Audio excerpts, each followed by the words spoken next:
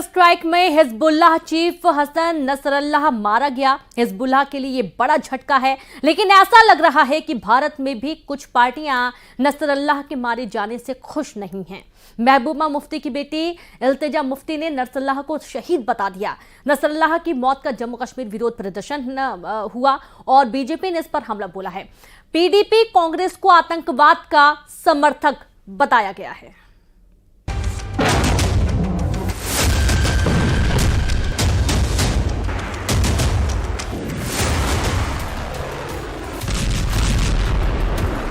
Israel ने Hezbollah chief Hassan Nasrallah को मार गिराया है। नसरल्लाह के मारे जाने पर भारत में सियासत शुरू हो गई है। जम्मू कश्मीर में नसरल्लाह की हत्या के खिलाफ विरोध मार्च निकाला गया। लोगों ने सड़कों पर उतरकर इजराइल सरकार के खिलाफ प्रदर्शन किया। इस दौरान लोग नसरल्लाह के समर्थन में नारे भी लगाते दिखाई दिए। पूर्व सीएम महबूबा मुफ्ती ने तो नसरल्लाह की मौत पर अपने सभी कार्यक्रम रद्द कर दिए, तो उनकी बेटी और उम्मीदवार इल्तिजा मुफ्ती ने नसरल्लाह को शहीद बता दिया। बीजेपी ने कहा कि ये पार्टियां आतंकवाद की समर्थक हैं। We feel very sad क्योंकि उनने जहां भी दुनिया में खास तौर से गाजा में जुल्म सितम हुआ उसके खिलाफ उन्हें एक्शन लिया, बात की। So our hearts are full of sadness. Commander है नसरुल्लाह, उसकी मौत पर महबूबा मुफ्ती को इतनी तकलीफ क्यों है? जब बांग्लादेश में हिंदुओं का कत्लेआम होता है तब इनकी आवाज बंद हो जाती है। आतंकी नसरल्लाह की मौत पर महबूबा मुफ्ती के बयान पर असम के सीएम हेमंता बिस्वा शर्मा ने हमला बोला। उन्होंने कहा कि नसरल्लाह की मौत पर इंडी गठबंधन मातम मना रहा है। उन्होंने कहा कि इस पर महबूबा, फारूक, राहुल गांधी को जवाब देना चाहिए। पूर्व केंद्रीय मंत्री अनुराग ठाकुर ने कहा कि उन्हें गाजा तो दिखता है, लेकिन बांग्लादेश में हिंदुओं पर हो रहे हमले नहीं दिख रहे। उन्होंने आरोप लगाया कि पीडीपी और कांग्रेस जैसी पार्टियां आतंकवाद का समर्थन करती हैं।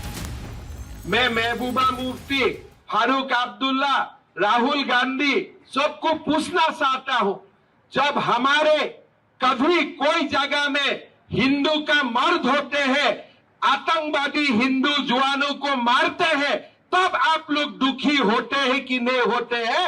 ये कृपा करके हमें बताइए। जिन मासूमों को, निर्दोषों को इस आतंकवाद के चलते उनकी हत्या हुई थी, इससे बड़ा दुर्भाग्य क्या होगा कि ये राजनीतिक दल तुष्टीकरण की राजनीति के चलते चलते इस तरह से अपनी रैलियों को रद्द भी करते हैं, आतंकवाद का समर्थन भी करते हैं। ये लोकतंत्र के पक्ष में नहीं है, आतंकवाद के समर्थक हैं। इल्तिजा मुफ्ती नसरल्लाह को शहीद बता रही हैं, तो उमर अब्दुल्ला ने कहा है कि भारत को शांति बहाल करने के लिए इजराइल पर दबाव डालना चाहिए। दुनिया की ताकतों को इजराइल पे दबाव बनाए रख के वहाँ पे बेगुनाह लोगों की मौत और उनको जख्मी करने का जो सिलसिला लगातार 1 साल से चल रहा है, उसको बंद करना चाहिए। चाहे वो गाजा में हो, चाहे लेबनान में हो, चाहे कहीं और हो। दुनिया में कहीं भी जंग जदल होना नहीं चाहिए। अमन से रहो और अमन के साथ ही जिंदगी गुजारे। लास्ट में तो जब देखा जाता है बड़े बड़े जंग होते हैं और जंगों के बाद टेबल पे आके बात करनी पड़ती है। आतंकी नसरल्लाह की मौत पर भारत में सियासी जंग छिड़ी हुई है। कोई उसे शहीद बता रहा है तो कोई शांति की अपील कर रहा है। इन पार्टियों पर आतंकवाद का समर्थन करने के आरोप लग रहे हैं। Bureau report, news 18। इजरायल और हिजबुल्लाह के युद्ध के बीच अमेरिका ने एयर डिफेंस सिस्टम में जबरदस्त इजाफा कर दिया है। सुपर पावर ने इजरायल के लिए सैन्य तैनाती में भारी इजाफा किया, तो वहीं हिजबुल्लाह की सबसे खूंखार यूनिट एक सीक्रेट लोकेशन पर रवाना कर दी गई है। हिजबुल्लाह की यूनिट नंबर 910 के वॉर जोन में आने का क्या मतलब है, ये जानकर नेतन्याहू टेंशन में है।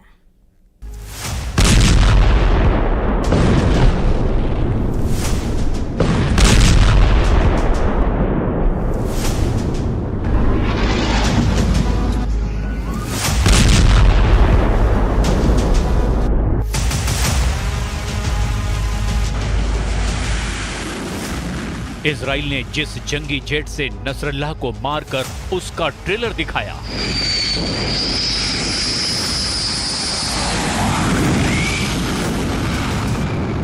इजराइल ने जिस बंकर बस्टर बम से नसरल्लाह को उड़ाया, उसकी पूरी फिल्म दिखाई।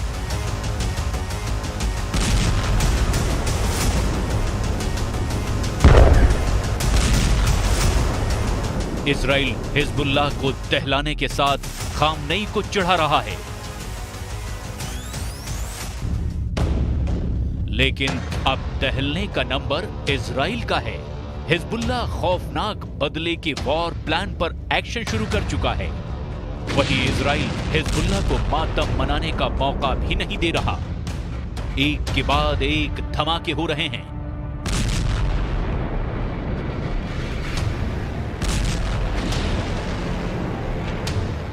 कमांडर मर रहे हैं। ताबूतों का ढेर बेरूत में लगा हुआ है। बेरूत को कब्रिस्तान बनाकर भी इजराइल रुकने का नाम नहीं ले रहा है। लेबनान के लड़ाका ग्रुप के टॉप कमांडरों की मौत के बाद हिजबुल्लाह चीफ का ही सफाया हो चुका है। मगर इजराइल की टेंशन इतने भर से खत्म हो गई है, ये मुगलता ना नेतन्याहू ने पाला है और ना ही इजराइल डिफेंस फोर्सेस ने। वजह है हिजबुल्लाह के असल आका लेबनान के इस फाइटर ग्रुप का रिमोट कंट्रोल तेहरान में है, जहां से हिजबुल्लाह की उस यूनिट को अब वॉर जोन में उतारा जा रहा है, जिसने इजराइल को सबसे ज्यादा बार दहलाया है। ये है हिजबुल्लाह की सीक्रेट आर्मी, जो पूरी दुनिया में यूनिट 910 के नाम से कुख्यात है।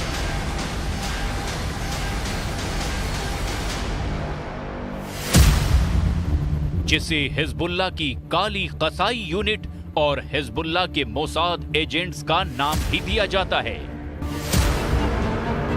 खामनेई के ऑर्डर पर यूनिट 910 के किलर सोल्जर्स इजराइल से नसरल्लाह की मौत का बदला लेंगे।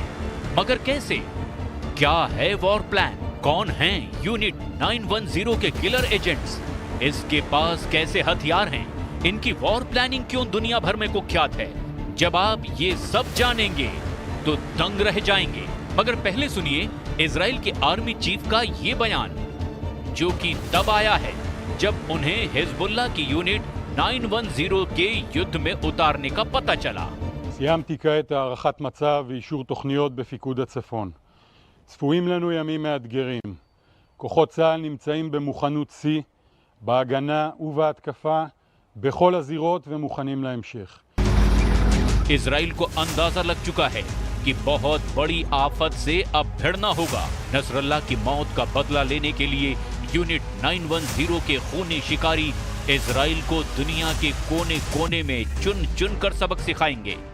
यूनिट 910 के लड़ाके ठीक उसी तर्ज पर काम करते हैं जैसे इजराइल के लिए मोसाद एजेंट्स। तो क्या है इन खूंखार किलर्स की पूरी डिटेल? कैसे बनते हैं बारूदी यूनिट 910 के कमांडर? ट्रेनिंग, हथियार और इंतकाम का मॉड्यूल पहली बार दुनिया के सामने आएगा। मगर उससे पहले ये भी जान लीजिए कि हिजबुल्लाह के नए चीफ की रेस में नसरल्लाह के चचेरे भाई के साथ एक और नाम भी आ गया है। एक सीनियर लीडर को लड़ाका ग्रुप की कमान मिलने की पूरी संभावना जताई जा रही है। हिजबुल्लाह में नसरल्लाह के बाद जिस लीडर की तूती बोलती है उसका नाम है नईम कासिम। 71 साल के बुजुर्ग कासिम को हिजबुल्लाह में नंबर 2 कहा जाता है। नईम कासिम लेबनान के दक्षिणी इलाके से है, जिसने इजराइल के सबसे ज्यादा हमले झेले हैं। नईम कासिम 70 के दशक से इजराइल के खिलाफ आंदोलन में शामिल रहे हैं। नईम कासिम को हिजबुल्लाह का ब्रेन भी कहा जाता है। नईम कासिम की छवि मुस्लिम विद्वान की है, जो धुर इजराइल विरोधी हैं। नसरल्लाह के चचेरे भाई हाशिम हिजबुल्लाह चीफ बने या फिर नईम कासिम, इससे कुछ फर्क नहीं पड़ता। नसरल्लाह की गद्दी जो भी संभालेगा उसका मिशन सिर्फ एक है, वो है इजराइल से हिसाब बराबर करना, जिसका कॉन्ट्रैक्ट हिजबुल्लाह की यूनिट 910 के किलर कमांडोज को सौंपी गई है। हिजबुल्लाह की यूनिट 910 को ब्लैक यूनिट भी कहते हैं। ये यूनिट लेबनान के बाहर हिजबुल्लाह के दुश्मनों को बड़े हमलों से दहलाती है। यूनिट 910 का ईरान की रिवोल्यूशनरी गार्ड से करीबी रिश्ता है। यूनिट 910 के खूंखार शिकारी अफ्रीका और एशिया से लेकर अमेरिका और यूरोप तक में मौजूद हैं। यूनिट 910 का सुप्रीम कमांडर कमान तलाल हमिया है, जिसे अबू जाफर के नाम से भी जाना जाता है। अल्मा रिसर्च सेंटर के मुताबिक यूनिट 910 क्विक एक्शन लेने से पहले लंबे वक्त तक तैयारी करती है। जो बेरूत से मिले ऑर्डर पर सीक्रेट ऑपरेशन अंजाम देती है।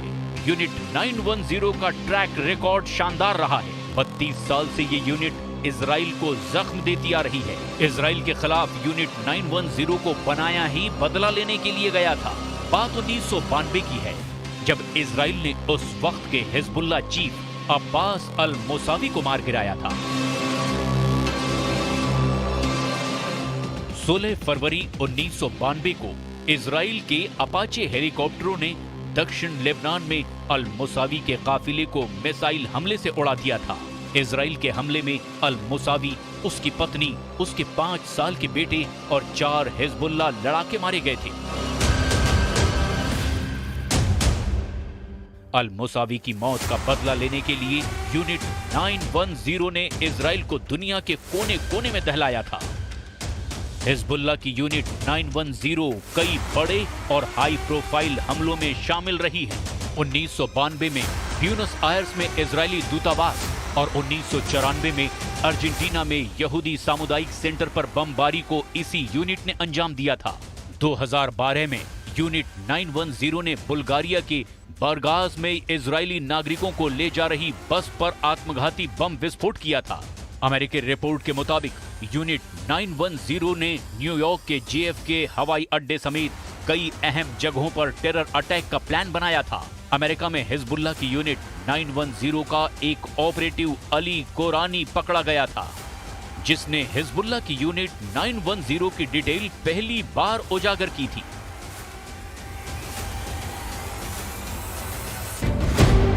हिजबुल्लाह की यूनिट 910 के एजेंट पूरी दुनिया में मौजूद हैं। यूनिट 910 के लड़ाके अक्सर विदेशी नागरिकता रखते हैं और पहचान बदल लेते हैं। हाल के दशकों में यूनिट 910 के एजेंट्स का इनपुट दक्षिण अमेरिका, अफ्रीका और एशिया में उन जगहों पर मिला जहां इजरायली नागरिकों की मौजूदगी है। नेतन्याहू के लिए सबसे बड़ा सिरदर्द बनने जा रहे यूनिट 910 के लड़ाके किस लोकेशन पर और कब अटैक शुरू करेंगे, इसे कोई नहीं जानता।